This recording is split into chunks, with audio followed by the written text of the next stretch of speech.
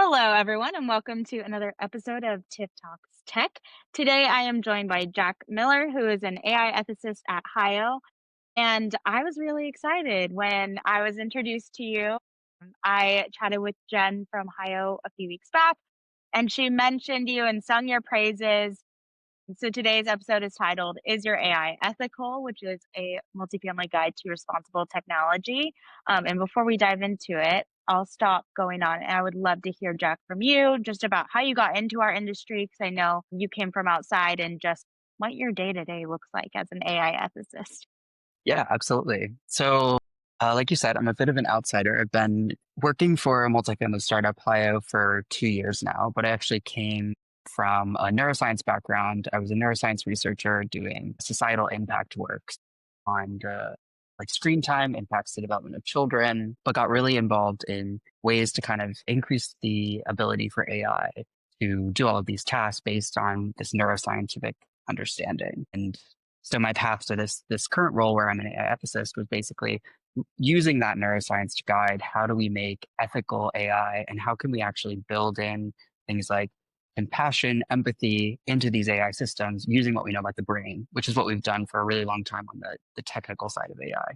And so, yeah, Yeah. my day to day now is a lot of applying these kinds of really intense and varied guidelines for multifamily housing with like fair housing, active duty military, all of these. There's so many nuanced ways in which that can be applied and trying to create AI that understands that nuance and kind of guides humans in the right direction. Yeah, that's really cool. I have so many questions about it because I just feel like it's not something we really think about on a daily basis, especially on the multifamily side of things. People think, well, my vendor partners have got it figured out, right? Well, not always. And so I think it's good that we think about it and talk about it. So, kind of along those lines, why should people in our industry care about ethics when it comes to AI? Yeah, definitely. Well, and I think even in day to day life, we're seeing AI integrated more and more into our everyday lives. So, kind of Yeah, having that AI ethical literacy, I think, is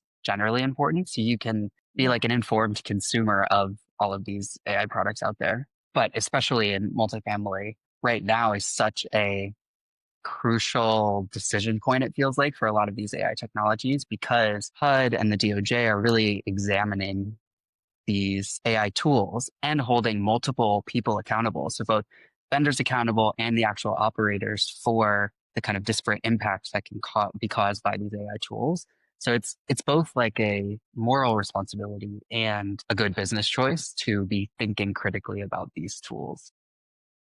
Yeah, absolutely. I know we've seen a lot of headlines about AI gone wrong and things like that. What are some examples of missteps with AI and how can we learn from those kind of mistakes? Yeah, absolutely. I mean, the a really big one right now is the Real Pages DOJ Yeah. suit, which was basically that their client side algorithm that was designed to sort of optimize rent prices. The DOJ is alleging that that constitutes collusion, and so that they've created like a cartel-like structure where their own algorithm has access to anti-competitive data that wouldn't really happen in the normal market. But outside of multifamily also with like AI used in these hiring algorithms, like when Amazon implemented their hiring algorithm, they found that the algorithm was completely biased against women. And if there was a mention of like Mm. a women's chess club or a women's college, that applicant was descored basically.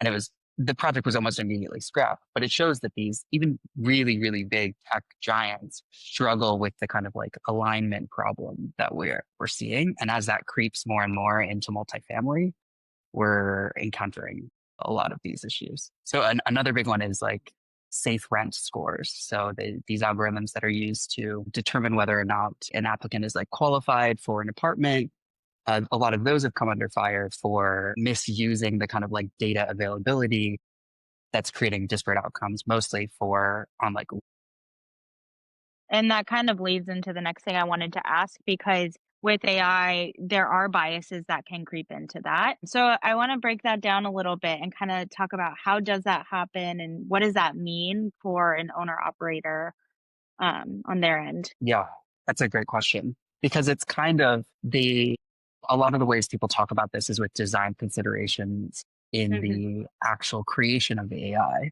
But Yeah. we can't actually be sure that we can't just offload all of the responsibility on the creator to do those kinds of ethical audits. So as an operator, someone who's using a vendor, doing your due diligence around asking like, have you considered these problems? What are you doing to address these ethical concerns? What sort of audits have you done in comparing the outcomes for like black and brown applicants relative to white applicants? I think these are really good questions for kind of getting at the ethos of a company because there is a lot of pressure in corporate boardrooms across the country right now to just like apply AI to a problem. Hmm. And a lot of like key stakeholders want to just see evidence of AI.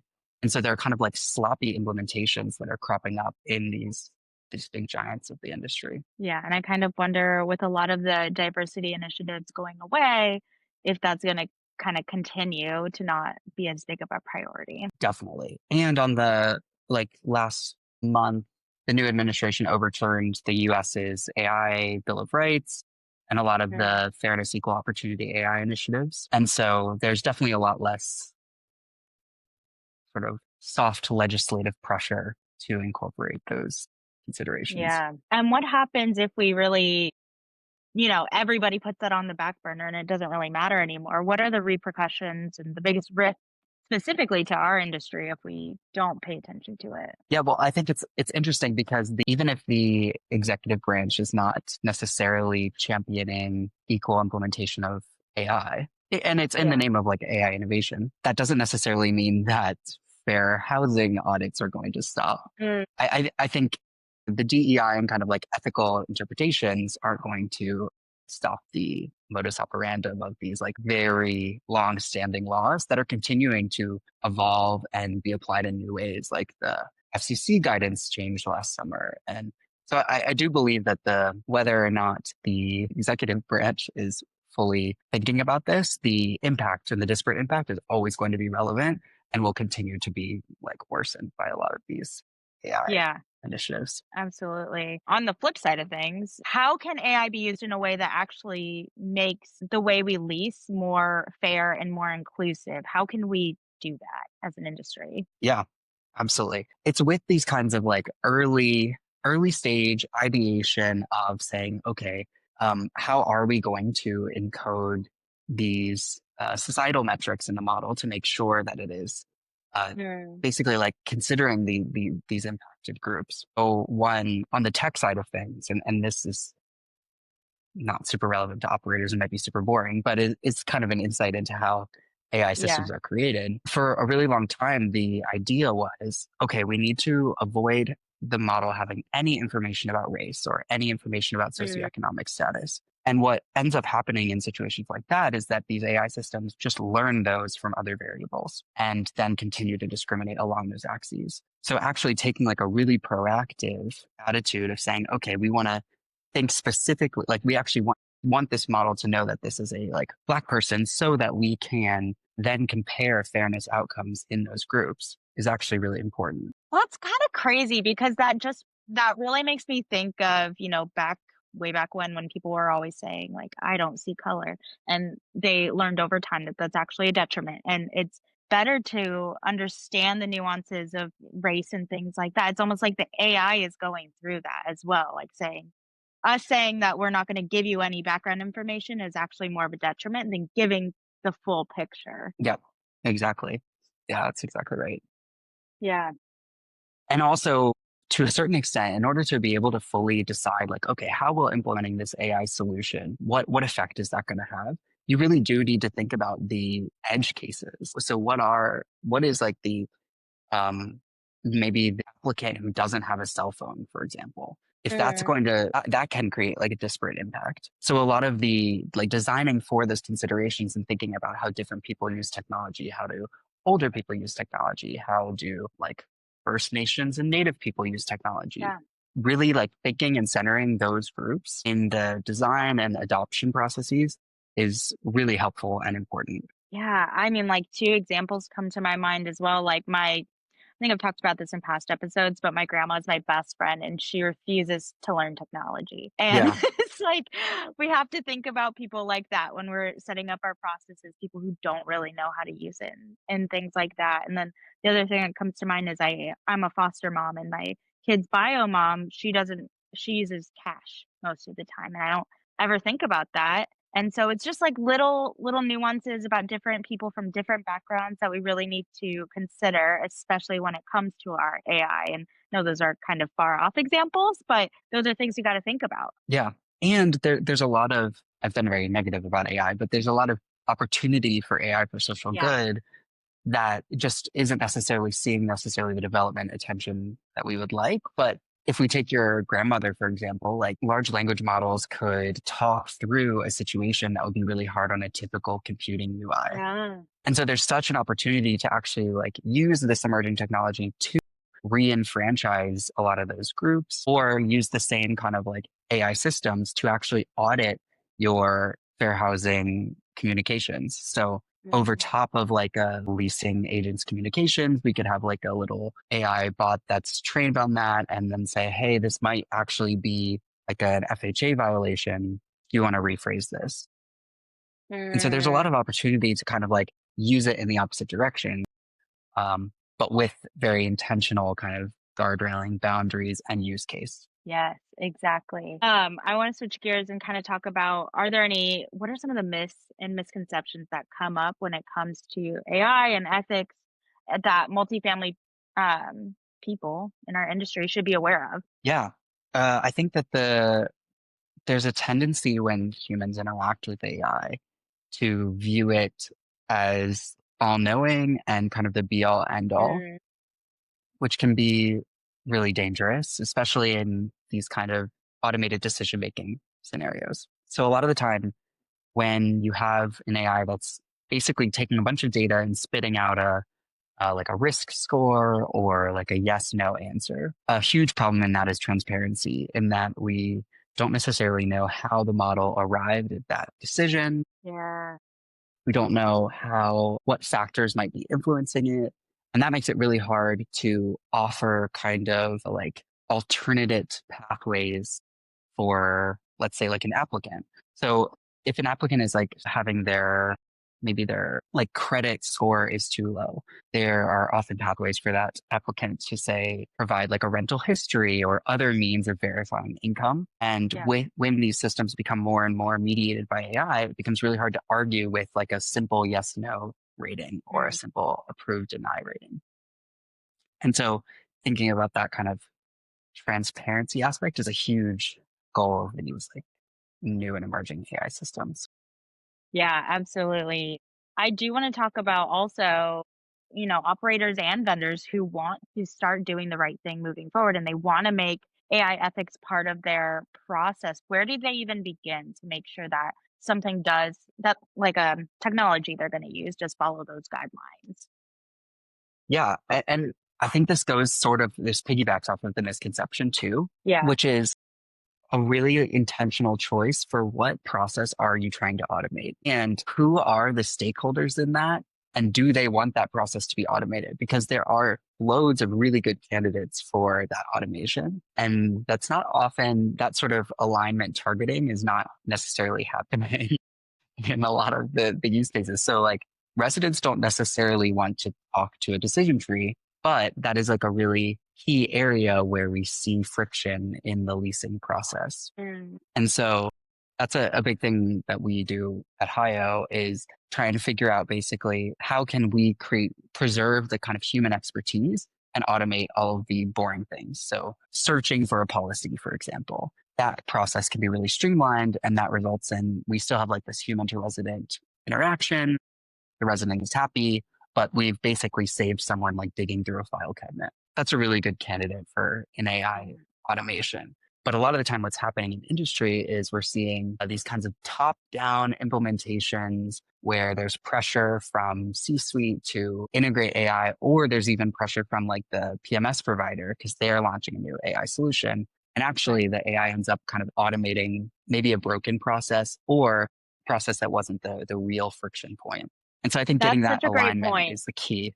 Yeah, because that's something I hear all the time is that, our goal with using AI in our industry is to make sure that we preserve the human interaction and kind of make the most of that. But I don't know if everybody really is looking at what's the best way to do that. We're just kind of taking the easy way. We're going, what's the easy way to do that, but not asking the question of like, is this actually making the experience better or not? And like there's multiple, it's a really interesting problem for me Yeah. because there's so many stakeholders. You have both Mm, an applicant, a renter who has very different goals from the leasing agent who might have very different goals from even like the regional property manager in terms of what they view as the stopgap. So yeah. yeah, it's very interesting. Yeah, absolutely. I know transparency is kind of the buzzword that's out there, especially when it comes to AI. So, what does that actually look like in practice in our industry, and how can we all work together to make sure that our tools are clear and that they're fair? Yes, that is great. And in addition to the there's all kinds of buzzwords around AI Yeah. ethics. It's a very principlistic industry. So I like to be very tactical about Mm, recommendations and case studies because you can get completely bogged down in both the engineering decisions and the kind of philosophical decision of like what fairness is. So fairness can yeah. be like optimizing or it can be like minimizing false positives. There's all kinds of very Mm, mathematical definition, but I think there are really tangible takeaways being that for let's take like transparency and explainability, we can kind of combine those having a good idea of where the model got its answer from or how it made its decision is really key. So having visibility into, let's say you're interacting with something like Haya, which is like where you might ask, okay, what is the policy for active duty military breaking their lease or something? If the model's going to spit out an answer, it should point to like a specific document where it got that answer. So you can kind of have that human oversight and be like, okay, this is the logical train where it got there. With fairness, non discrimination, you should be able to say, like, okay, is this outcome going to be the same for like a black resident versus or a black applicant versus a white applicant? And just right. kind of those like common sense audit structures are really like they're possible to do on the operator side versus the vendor side. But your vendor should also have like a good answer to those sorts of questions to say, okay, how how do you recommend we handle um, like our fairness audits? Or even another big buzzword like accountability. How should we Yeah. handle if the model or the AI makes a decision that is wrong? How should we sort of like escalate that to change or, you know, someone held accountable for this decision? Right. Yeah, that's such a good point. I am also thinking, with AI, it's not really a set it and forget it because it's always changing and it's always evolving and getting better. How do we make sure that our systems are regularly checked for those biases and continuing to be as fair as we can get them? Yeah. Well, and a big factor there is how much your AI system is self-learning. So is it Yeah. learning about future, let's say like, is it learning from tickets and then changing its answers based on Mm, like feedback? What is that kind of like feedback loop? And then also a lot of these systems come down to the sort of foundation models that they're trained on. So there are a couple of really major models that form the basis of a lot of these AI companies, things like OpenAI's ChatGPT, yeah. Claude from Anthropic, Gemini models, Llama models, all of those to a certain extent have these kind of inbuilt guardrails, but we are at the mercy of how good those guardrails are. And many of Mm, these companies sort of play whack-a-mole where a vulnerability is exposed and then they're like, oh, we should patch that out, which might cause a new vulnerability. And so there's always a tiny bit of risk involved in kind of these systems evolving over time. So making sure that those like exactly like what you said, that those audits are relatively ongoing and like living documents is key. yeah. And I think that's something you can work with your vendor partners to make sure, like, how often do you update your systems and make sure that we are following those laws and guidelines? So I do think that's something that should be looked at. Definitely. Yeah, and that kind of leads to my next topic that I want to talk about. I want to talk about kind of vetting vendor partners with their AI and what are some of the things that we can ask vendor partners to make sure that they are doing what we want them to do and that it is ethical. Yeah. I think the first screener question of like, how do you audit your model performance? That is one that every single AI vendor should have an answer Yeah. for.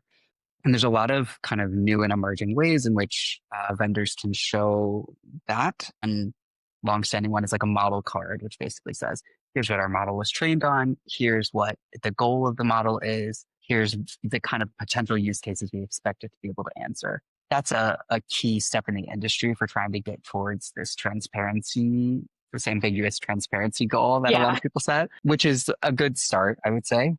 Yeah. But yeah, asking them like, do you audit your models? What does that process look like? How can I be sure that different groups are going to be treated equally under this model? Mm, And maybe like one or two specific use case questions. So like, what is your internal process when the model has an incorrect judgment or gives an incorrect answer? Those will really point at kind of the ethos of a company and get at whether they're making those design considerations early in the implementation process. absolutely. When people are vetting new vendors, I know data privacy is also a very big concern. What should we look for in a vendor's policy to make sure that resident data is protected and that it's also compliant? Yes, exactly. Yeah, I mean, you really want to see if they're using a lot of these foundation models. I mean, they may not publicly tell you what the foundation model is, but Yeah. ensuring that individual client data is kept siloed, that that is not being shared with model creators, like foundation model creators. That's a really good way to ensure that the model isn't leaking any of that sort of information. But then also thinking about like, okay, do I actually ever want this model to touch resident information? Is that a good use of this automation? And how can we sort of blind PII to this model? Because like, is it actually helpful for the model to know Jack Miller from Richmond, Virginia? Does that inform anything? Or would like an anonymized ID with location data do the same thing? Yeah. Yeah, thinking about kind of what you are giving them all access to is another key part, which a vendor might, or which an operator might not have control over, but a Yeah. vendor should have an answer for. That kind of makes me think, like, I always tell people, make sure you know if, when you're looking at AI, is it just NLP? Is it just a guided conversation bot that you're trying to use, or is it a large language model? But I almost feel like you've got to go a step deeper than that and find out like what kind of large language are you using and et cetera. Just asking more informed questions. Hmm. Yeah, absolutely. Because a lot of things are getting billed as AI these days Yeah. that wouldn't have traditionally counted in Yeah. this very amorphous definition of AI that we have today. But Absolutely. Are there any red flags that teams should look at, especially when they're talking to a vendor, and that should make them think again? yeah, I think anyone who isn't upfront about the risks of things like hallucinations is lying to you Can you or their can you decision tree. explain a hallucination? Yes, absolutely. That is the kind of industry term for when the model makes something up. Mhm. Uh, there's a couple of different types. It can be that it's misattributing a policy, kind of using it in the wrong way. So maybe it's using your like student leasing terms instead of your traditional leasing terms. But then there's also, because these models are sort of optimized to be confident yes man, there's also a situation where the model is making an internal decision that it wants to please you and it will Yeah. essentially make something up. And that, yeah, I call that a hallucination.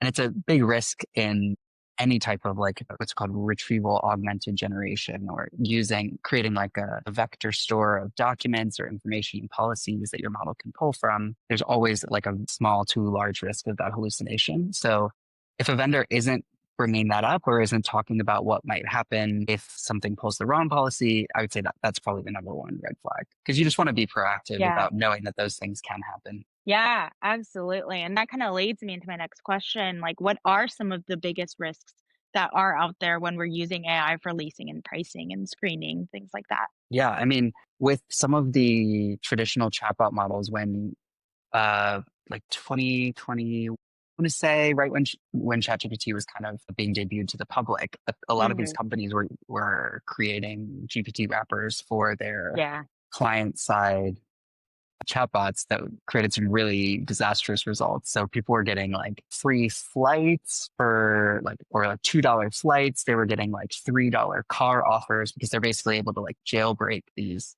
models to tell Interesting. them exactly what they want to hear. There's some very prominent car company that had a bad hallucination problem. That's wild. Yeah. And it's really possible for like as soon as you debut something public side, it's really possible to kind of jailbreak these models if you're not really thinking carefully about guardrailing them. So that's a really obvious one, but then there's the more like the less, I guess the more like insidious ones, which is this disparate impact type of thing where actually without anyone jailbreaking it, the model might have sort of like learned a specific classification that's causing it to treat people differently or misuse like a screening formula.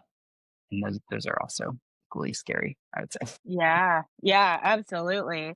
Are there any regulations that exist today when it comes to AI in our industry, and what do we need to know about that? What should we be paying attention to? Yeah, I mean, a lot of the like AI specific legislature for multifamily is actually just applications of existing legislation. So making Uh, sure that what your applicant facing chatbot is saying is FCC and fair housing compliant. So there can be like tricky instances where an applicant might ask like, "Oh, what's the neighborhood like?" And the yeah, chatbot, if it's not like trained on those policies, might get you like a fair housing violation. right.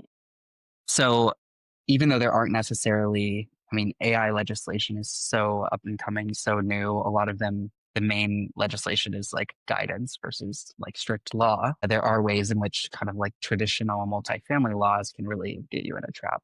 And also state laws around privacy are like a key area. So like the CCPA in California, statewide legislation can be really careful about privacy. So back to my earlier point about like what does the model have access to and how can we avoid like leaking that kind of PII data would be another like Yeah, legislative trap. absolutely. That makes sense. I want to talk about how it impacts residents and their experience as well. How does it impact residents, how they go through the leasing journey in a positive and a negative way? Yeah.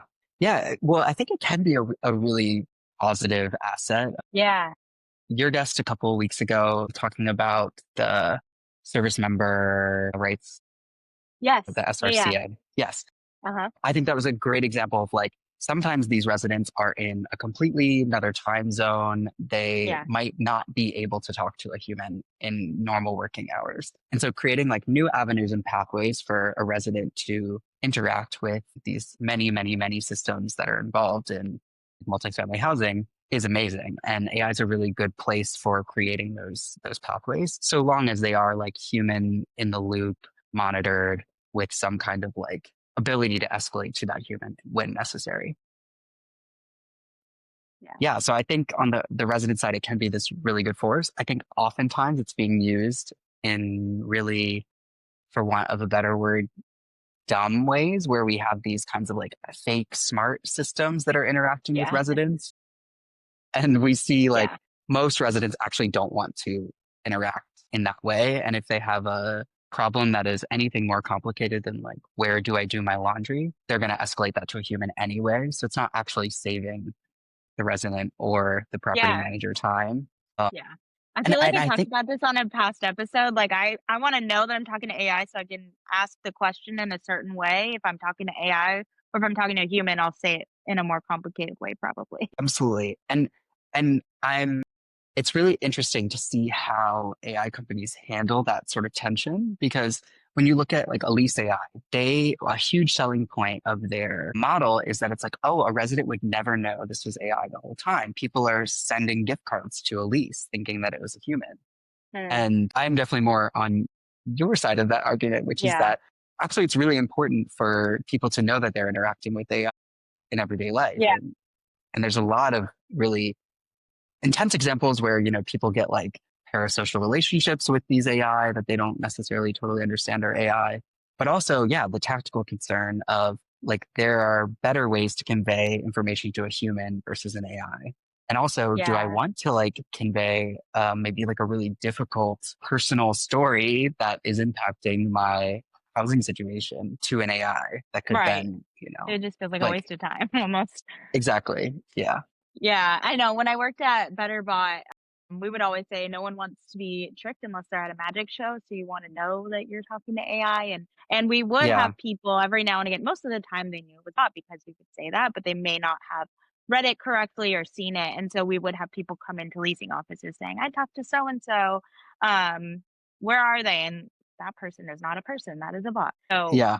that's kind of why I think you should always be upfront about it. But of course, it's like just depends on what you think and all that jazz. Yeah. Yeah. Well, and as AI becomes more and more integrated into society, I think people are getting comfortable with the kind of boundaries of when is it helpful to talk to an AI, when is it helpful to talk to a human, and making those kinds of design considerations. Yeah, Well, I think I'm be okay more talking to clear. AI if it can solve my Exactly. problem. Yeah.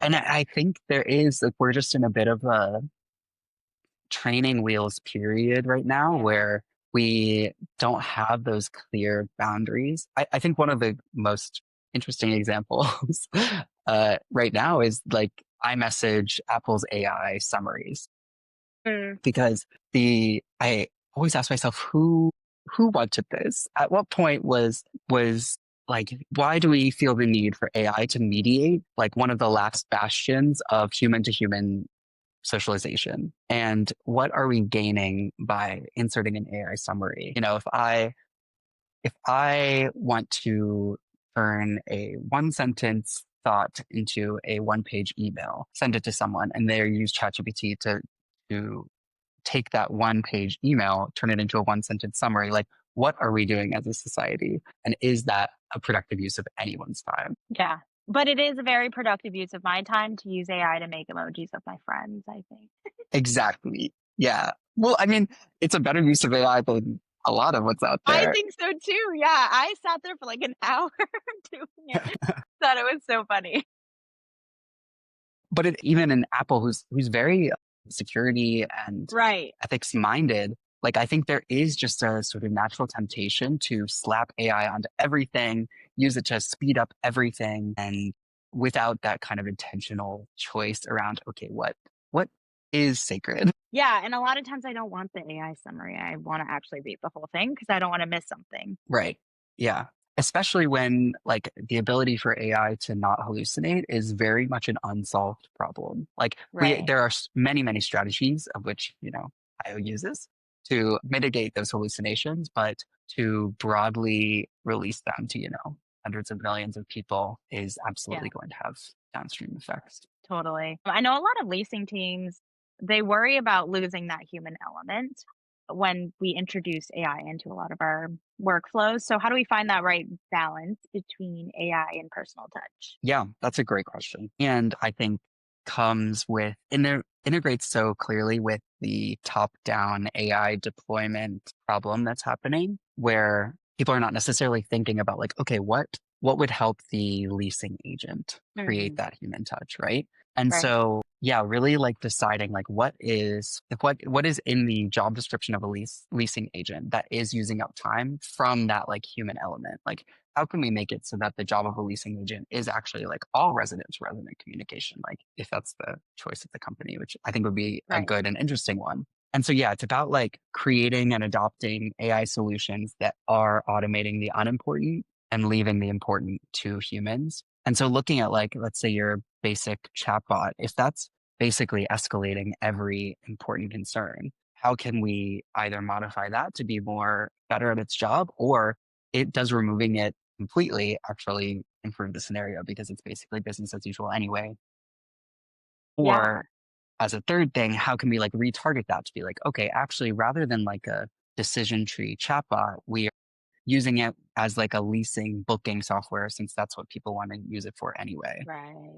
And we're not like fooling the resident into thinking this is a person. Yeah, absolutely. And that kind of sparked my brain because it just makes me think we need to train our AI. Like you said, it might need to be trained better. And the AI, most of the time, is only as good as what you put into it. So when you are onboarding these solutions, making sure that you are getting all the right information, it might take you longer, but it's going to save you time later on and save you on mistakes that could happen. Yeah, absolutely. Yeah, that like knowledge sourcing piece. And a big problem too is with a lot of the established, like let's say that your generic PMS software that's creating like an AI leasing agent, where it's sourcing that information can be kind of opaque and difficult to augment. So a lot of the knowledge of these AI systems is completely siloed in what's stored on the platform because they have a vested interest in sort of keeping you on the platform, keeping your data on the platform. When Yeah. actuality, a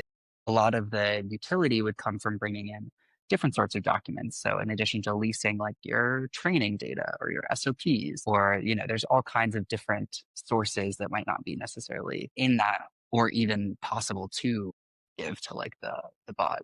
That's a huge Yeah. part of like what we try and solve for day to day also, which is why it's particularly Yeah. important for me. Yeah, absolutely. So I kind of want to talk a little bit about the future of AI ethics. Are there any advancements in ethical AI that you're excited about and that you think we need to know? Yeah, I mean, I think there are. So, what I'm really excited for is treating AI ethics like traditional AI development. So, this is a Yeah. bit industry. This is a bit in the weeds, I guess. But Yeah. I'll give a better answer for property management later. But I think that as we see more and more of these examples of AI going wrong, there is sort of a societal impetus to think about AI critically.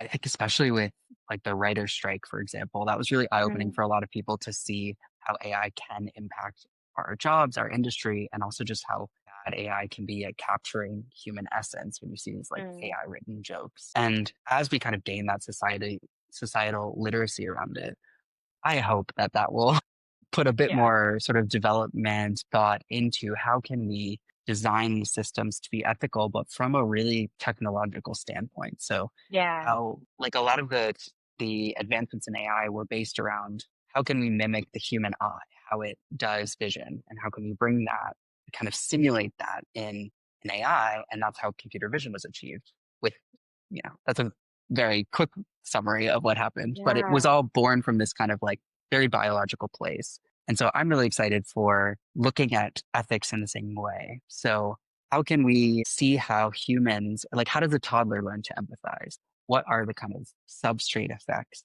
that are necessary for a toddler to start to have that kind of theory of mind? And now let's build AI in the same way. So let's say like this AI seems like it's empathizing, but it's actually lacking all of these crucial, like child development steps. So how can we encode those in a way to make actual like cooperative AI from a technical development standpoint rather than from what's currently happening, which is kind of after the fact auditing and then this whack-a-mole corrective pipeline. Yeah.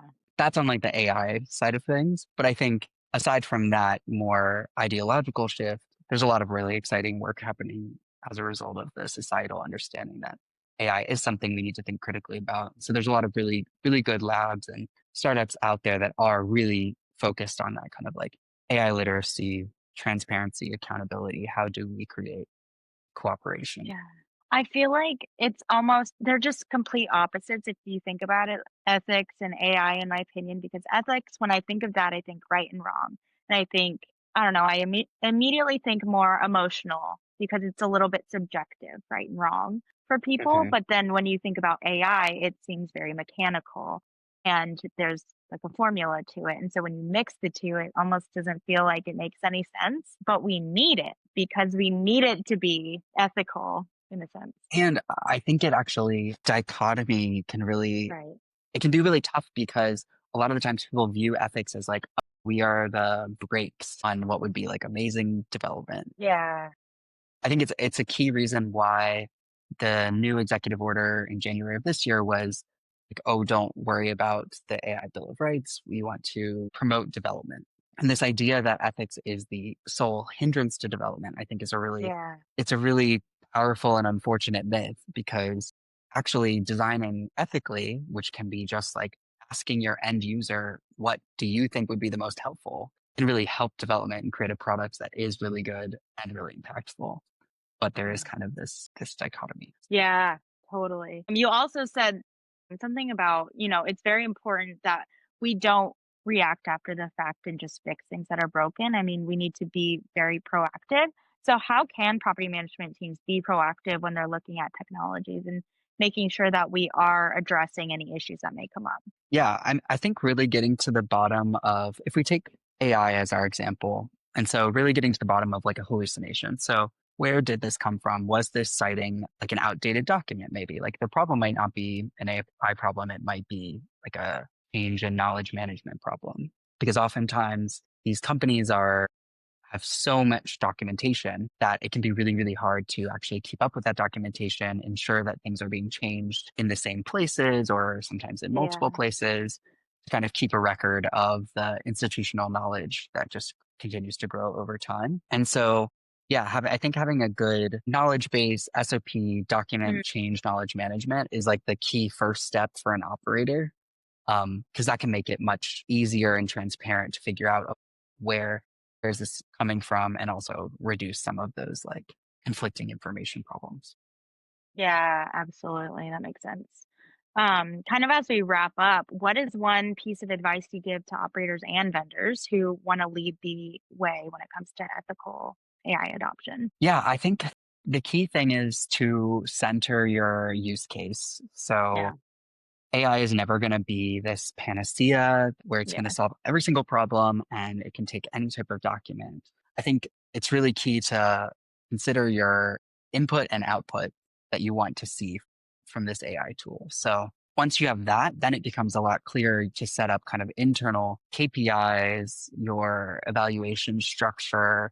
Like once you have a good idea of like, okay, this is exactly how we're going to use it, then you can say like, okay, let's target this. How is this affecting our like Section 8 residents? Or how will this affect someone without a phone? You can really start to implement the types of case study examples that we've talked about today. But it all starts at like, okay, what is the process we are trying to automate?